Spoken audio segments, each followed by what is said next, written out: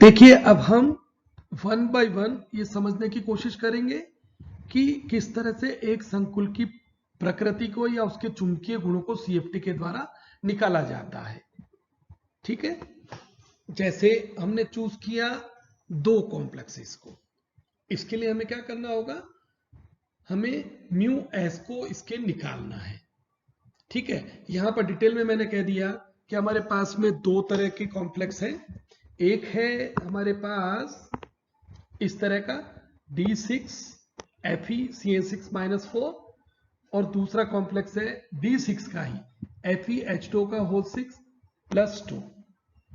अब इनसे पूछा जाता है कि बताइए कौन सा अनुचुंबकीय होगा, कौन सा प्रतिचुंबकीय होगा, यानी कि कौन डायमैग्नेटिक होगा और कौन पैरामैग्नेटिक होगा। तो एक बार फिर से देखिएगा, हमारे पास में दो तरह के कॉम्प्लेक्स है।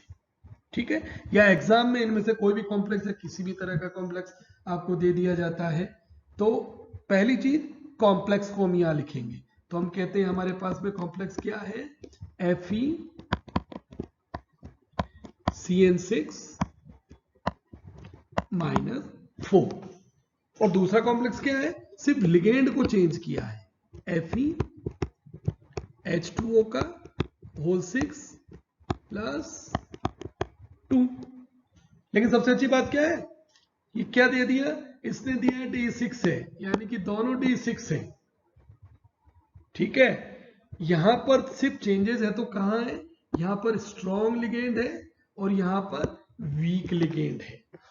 अब लो स्पिन हटाएं, हाई स्पिन कॉम्प्लेक्स हटाएं, हमें तो सिर्फ क्या निकालना है कि इनमें से कौन सा अनुचुंबकीय होगा, कौन सा प्रतिचुंबकीय होगा। तो जैसा कि अब तक हम करते आए, हमें क्या करना पड़ेगा, हम सीएफटी के द्वारा इसकी स्प्लिटिंग को सबसे पहले कैलकुलेट करेंगे। अब जब स्प्लिटिंग की बात करेंगे तो हम जैसे करते आए हैं लिगेंड की तरफ नजर डालेंगे कि लिगेंड वीक है या स्ट्रॉन्ग है, फिर स्प्लिटिंग को हम कंप्लीट कर देंगे। जैसे इसे हम इस तरह से लेते हैं, ये देखिएगा हमारे पास में आयरन है। दोनों ही कंडीशन में क्या है, दोनों कंडीशन में जो आयरन है ना हमारे पास में, ये हो या ये हो, आयरन कौन सी ऑक्सीडेशन स्टेट में है, +3 में है। Fe इन Fe+3 ऑक्सीडेशन स्टेट। और आयरन का इलेक्ट्रॉनिक कॉन्फ़िगरेशन क्या होता है, scandium, titanium, vanadium, chromium, manganese और आयरन, यानी कि कितना हुआ 3d6 4s2। तो कितने रह गए इसके पास में इलेक्ट्रॉन, इलेक्ट्रॉन कितने रह गए, देखिए D6 पर मत जाइएगा, हम कहेंगे D6 ओवरऑल थे, ये था 3d6 4s2 3d6 4s2। अब 3 अगर आपके पास में गए तो पहले आप क्या करेंगे, आप एक्सटर्नल 2 इलेक्ट्रॉन को हटा देंगे, फिर उसके बाद में तीसरा इलेक्ट्रॉन यहां से गया और यहां से गया, यानी कि दोनों ही कॉम्प्लेक्स के लिए जो हम कहते हैं ना कॉन्फ़िगरेशन क्या होगा, D5 होगा। तो D5 को हमने क्या किया, सेंटर में रखा, बिल्कुल जैसे यहां लिया हमने, पांचों इलेक्ट्रॉन को यहां पर रख लिया है। अब आप स्प्लिटिंग करवाते हैं, तो स्प्लिटिंग दो तरह से होगी। देखिए पहले हमने लिया FeF6, तो लिगेंड कैसा है हमारे पास में, यहां पर लिगेंड है फ्लोरीन जो कि वीक है। और साथ में उससे भी पहले देखिएगा कि नंबर ऑफ लिगेंड कितने हैं, कि नंबर ऑफ लिगेंड है हमारे पास में 6। तो 6 का मतलब संकुल हमेशा क्या होगा, ऑक्टाहेड्रल होगा। और ऑक्टाहेड्रल होने का मतलब क्या रहा, T2G नीचे, EG ऊपर। तो ये है EG, ये है T2G, तो ये डिसाइड हो गया। अब पहले हम लेते हैं वीक लिगेंड। तो जब वीक लिगेंड होता है तो हुंड्स रूल ओबे होता है, उसके लिए स्प्लिटिंग कम होती है। तो सारे इलेक्ट्रॉन क्या हो गए, अनपेयर्ड इलेक्ट्रॉन हो गए। तो n की वैल्यू देखिए कितनी आ गई, कितना आसान, n की वैल्यू यहां पर पहले केस में हो गया 5, क्योंकि लिगेंड वीक था। और वीक के लिए इलेक्ट्रॉनिक कॉन्फ़िगरेशन ऐसे रहता है, यानी कि सारे अनपेयर्ड इलेक्ट्रॉन क्या है, सारे इलेक्ट्रॉन क्या है, अनपेयर्ड हैं। तो सारे अनपेयर्ड होने की वजह से म्यू की वैल्यू बताइए कितनी आएगी, हमने कहा था 5 होगा तो 5.5 9 बोर मैग्नेटोन। अब हम चेंज करते हैं, दूसरे कॉम्प्लेक्स पे जाते हैं। तो दूसरे कॉम्प्लेक्स में क्या है, हमने कहा दूसरे कॉम्प्लेक्स के लिए नंबर ऑफ लिगेंड कितने हैं, सेम नंबर ऑफ लिगेंड 6। तो ऑक्टाहेड्रल कॉन्फ़िगरेशन, तो नीचे हमारे पास में T2G, ऊपर आएगा Eg। अब इलेक्ट्रॉन की फिलिंग कीजिएगा, लेकिन लिगेंड क्या हो गया, लिगेंड हमारे पास में स्ट्रॉन्ग है, लिगेंड है Cn, स्ट्रॉन्गेस्ट। स्ट्रॉन्ग होने की वजह से क्या होगा, हुंड्स रूल ओवे नहीं होगा, सारे इलेक्ट्रॉन पहले पेयर होंगे क्योंकि लिगेंड स्ट्रॉन्ग है। तो हमने जो ऊपर वाले इलेक्ट्रॉन थे ना, वो उनको भी नीचे लिया है, तो सारे इलेक्ट्रॉन नीचे आने पर पेयरिंग हुई, हमारे पास में अनपेयर्ड इलेक्ट्रॉन कितना आ गया, 1 आया। तो इस केस में जबकि लिगेंड मैंने क्या लिया, स्ट्रॉन्ग लिया है, उस केस में भी क्या होगा, n की वैल्यू 1 होगी। और n की वैल्यू अगर 1 है तो बताइए उसका मैग्नेटिक मोमेंट कितना होगा, उसका मैग्नेटिक मोमेंट 1 होने पे 1.8, 2 होता है तो 2.83 होता है तो 3.84 होगा तो 4.9, और 5 होने की कंडीशन में 5.9। तो अब हम रिजल्ट निकाल सकते हैं। हम एक और सुंदर सी प्रॉब्लम लेते हैं, बहुत अच्छा क्वेश्चन है, देखिएगा। क्वेश्चन है which ligand generate stronger magnetic complex ion when bound to Fe+2 either EDTA or Cn-, यानी कि आयरन +2 इन दोनों EDTA और Cn- में कौन से लिगेंड के साथ जुड़कर स्ट्रॉन्ग मैग्नेटिक कॉम्प्लेक्स का निर्माण करता है। अब इस प्रश्न को कैसे हल किया जाए, हम क्या करेंगे, इन दोनों के साथ में इसके कॉम्प्लेक्स को बनाने वाले हैं। एग्जाम में वो कॉम्प्लेक्स भी देगा कि ऑक्टाहेड्रल बनाना है कि टेट्राहेड्रल बनाना है, हम ऑक्टाहेड्रल की बात करने वाले हैं। लीजिएगा, हमारे पास में इस तरह से इस प्रॉब्लम को हमने रखा।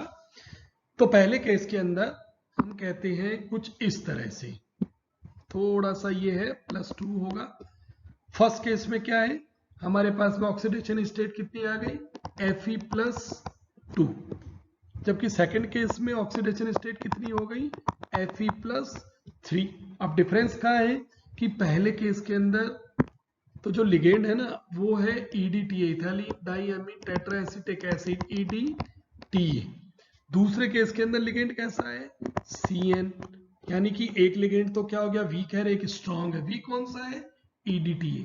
EDTA वीक कब होगा, जबकि उसका ऑक्सीजन डोनर होगा। याद रखिएगा, कार्बन हाईएस्ट डोनर में सबसे स्ट्रॉन्गेस्ट लिगेंड होता है, उसके बाद फॉस्फोरस, उसके बाद में नाइट्रोजन, फिर ऑक्सीजन और हेलोजन। तो ऑक्सीजन और सल्फर और एक्स यानी कि हेलोजन, ये सारे लिगेंड क्या होते हैं, वीक होते हैं।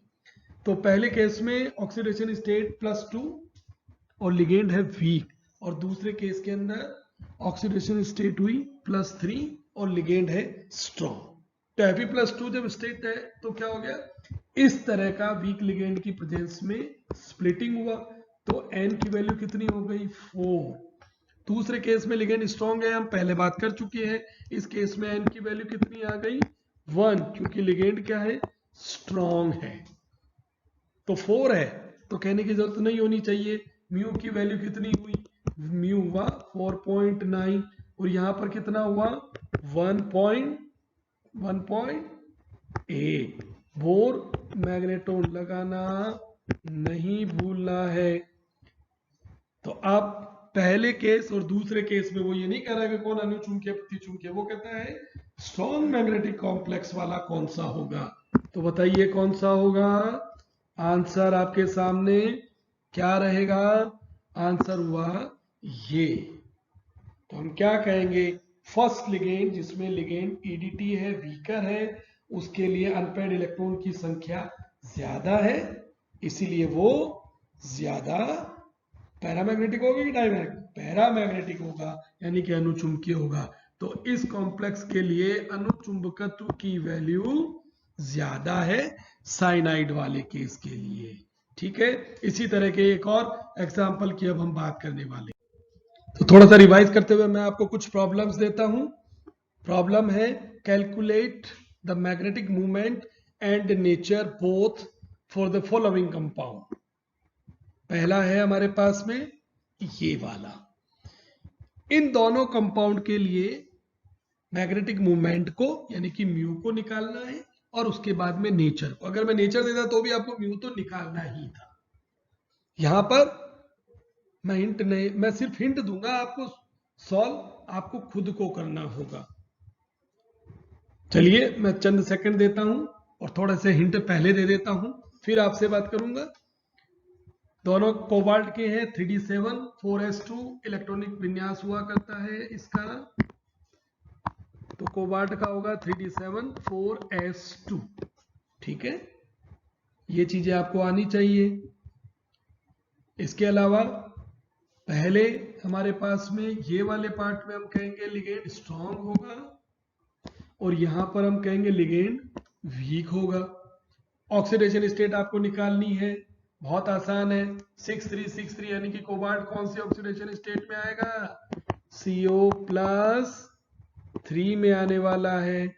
और +3 में क्या करोगे, 3 इलेक्ट्रॉन हटाओगे, 2 और 1 यानी कि 3d6 रहेगा। आप खुद कैलकुलेट कीजिएगा और बताइएगा। नेक्स्ट प्रॉब्लम है कुछ ऐसी कि इस बार हमने सेंट्रल मेटल कैटायन को चेंज किया, लिगेंड को भी चेंज किया।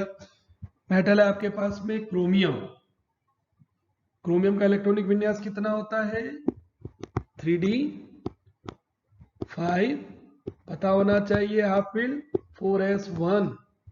और इस केस में, इन दोनों केस में क्रोमियम की ऑक्सीडेशन स्टेट कितनी है, बताइएगा कितनी है, Cr+3। पहले केस में लिगेंड कैसा है, ये लिगेंड वीक है, और दूसरे केस में नाइट्रोजन डोनर तो हम क्या कहेंगे, स्ट्रॉन्ग होगा। बस आप ये आप खुद कैलकुलेट कीजिएगा और मुझे व्हाट्सएप या दूसरे माध्यम के द्वारा बताइएगा कि आंसर आपके पास में क्या आता है। आप दोनों चारों कॉम्प्लेक्स के लिए मैग्नेटिक मूवमेंट नेचर को तो बताओगे ही, साथ में इंडिविजुअली इन दोनों कॉम्बिनेशंस को, कॉम्बिनेशन कौन से हैं, ये 1 और 2, इनको आपस में कंपेयर करके बताओगे कि इन दोनों में डिफरेंस क्या है। तो इस तरह से हमने मैग्नेटिक मूवमेंट को न केवल कैलकुलेट करना सीख लिया, CFT को किस तरह से यूज में लेना है ये भी हमने जाना है। Thank you.